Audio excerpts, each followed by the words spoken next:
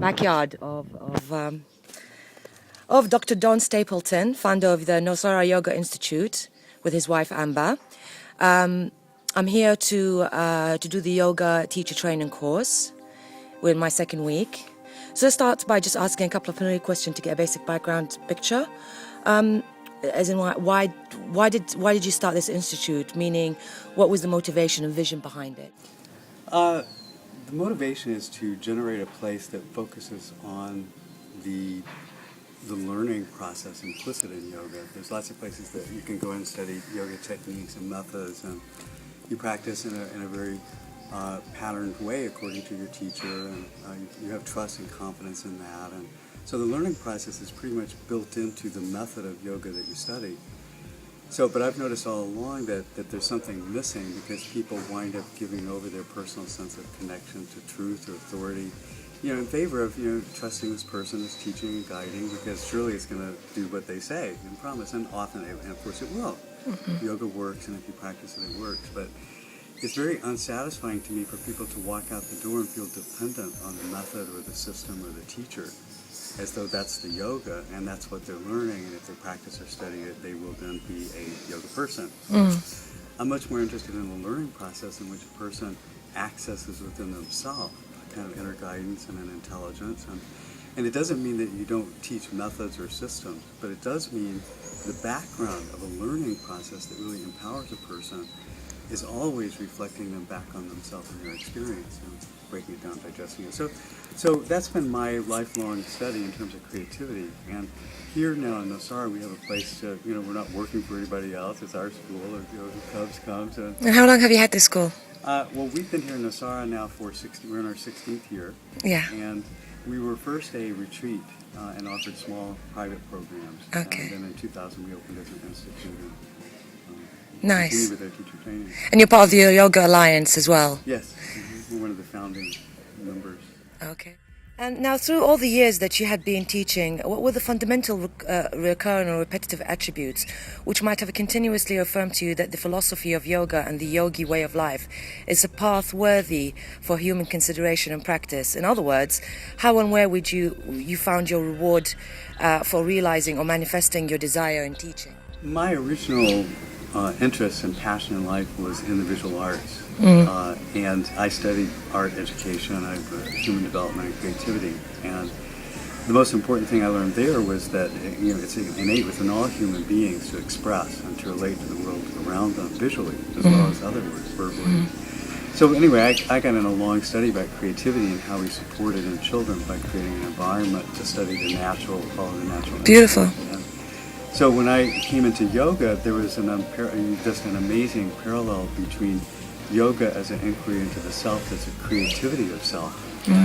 It was easy to transfer visual arts into a bigger picture of creativity of the self that we're living, the life that we're living. So for me, the underlying passion is about awakening creativity. Yoga is a vehicle, it's a name and a word and a process, we call it, but it's the fundamental evolution of human beings being in relationship with their creativity. And yoga is a very good way and a language to do that. What is the basic fundamental philosophy behind its practice and application? It's the image of listening for the muse. The yogis have always followed this curiosity, fascination, seduction of the mystery. And so it's parking one's tent right at the edge of mystery and being there when it unfolds. And that to me is what the yogic inquiry is all about. A radical openness to the unfolding of life itself. So that's the underlying, it's a philosophy, but it's more than a philosophy, it's an intuition of one's own innate connection and an urge to fulfill it. And so it sets one on this quest. Internally as well as externally, so it's basically an interconnection between itself and everything else that surrounds it. Yes. Yeah. What is the background? From where did it originate and why yoga? There are historical records of early yogis by postures they were doing. There are early references in scriptures, the Rig Veda, the earliest of them. But the most recent, and probably the first time that yoga and the way we understand it in the West is being practiced in the West now, the first time that surfaced was around 1000 to BC to 1000 AC from a person whose name was Patanjali. and he codified the oral teachings of yoga and his own experiences. And from his terse descriptions of the inner experience and philosophy, in that form, people were able to study it, practice it, and start to transmit it in a whole new way. And so because of that, we're able to now study and practice and even communicate our experiences of yoga. But where it originated in the earliest dawn of humanity, I believe it's a conversation that's been with human consciousness since consciousness became aware of itself. Wow. It's that deep of inquiry. Is yoga then a spiritual practice? If so, would it disregard a person's individual religious belief system, or would it embrace it and complement it, ensuring further growth and awareness? I think all of those choices are possible. I've seen yoga used in all those ways. Yoga to augment or enhance one's Christianity or one's religious beliefs, and deepen a sense of connected purposefulness, a sense of health and well-being and radiance. So I've seen that in all traditions, and so using it to augment. But I've also seen yoga used as a substitute for a religion. People get into yoga and say, well, this is so much better, so much more embracing than my religion that I was born into. So then they take it on like the true believer and then become a fundamentalist zealot for the particular brand or yoga or perspective of yoga that they've been taught. So it can be used then as like a religion hyphen, spiritual pursuit. It can also be used as a substitute for doing inner work, to try to skip over steps of inner wounds or experiences that really need to be dealt with in a more... Right, so sometimes it can be actually used in a negative way. Yeah, absolutely. It's like any other tool, in one's hands. It still requires a deep understanding and willingness to really practice what you're teaching to.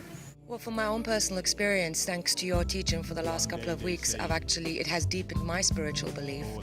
I'm a spiritualist. I believe in all religious ways of life.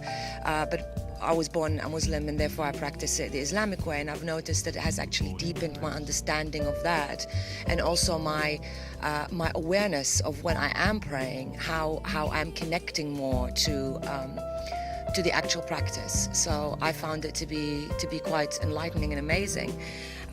So what does Sanskrit mean? Where did it come from, and what does it represent? And why is the reciting of Sanskrit mantras or sutras necessary? What does the chanting achieve? Actually, Sanskrit was a mother language to a lot of the European languages. Okay. It's a seed language, a seminal language. Right. And the thing about Sanskrit is that it's not a spoken language, it's a sung language. Right. And it is a vibration. It uses the whole body as a resonant, like an instrument, actually. And so in Sanskrit, when you actually use your whole body to make the very specific sounds, you're shaping sounds by shaping vibration. They go to very direct places in the organism and activate subtler bodily intelligences. And so the idea of chanting is actually another way of stimulating vibration and movement of energy and prana. We think about oxygenating the blood, but we don't really think about bringing the prana or the life force into the blood and into our organism. So chanting is another way of doing that. It evolved in a culture, so it embodies a theology of Hinduism. But on the other hand, it still describes very fundamental human basic experiences. So it's the language out of which yoga was born. So it kind of makes sense to tune into it to get the deeper impact of what yoga is about. So it does impact yoga then. It is necessary as part of the actual practice. Is necessary to actually chant Sanskrit. Well, not necessarily to chant Sanskrit, but to honor Sanskrit as the source of the origin of the yoga. So even to say the word yoga, is already practicing Sanskrit. Right? I see. So it becomes a mantra out of which now all people organize their thoughts and feelings around this sphere of human experience. And that's kind of what a mantra does. It evokes. Right. And is it possible to change the reciting of Sanskrit to any other mantras as chosen and specific to one's individual choice, need, or requirement? In other words, if one's belief system is structured in a completely different way, is it possible to include the recitation of other belief system and spiritual application, modifying the mantras to suit individual need, such as Islamic, Jewish, Christian mantras to recite, or must it be these specific sounding words?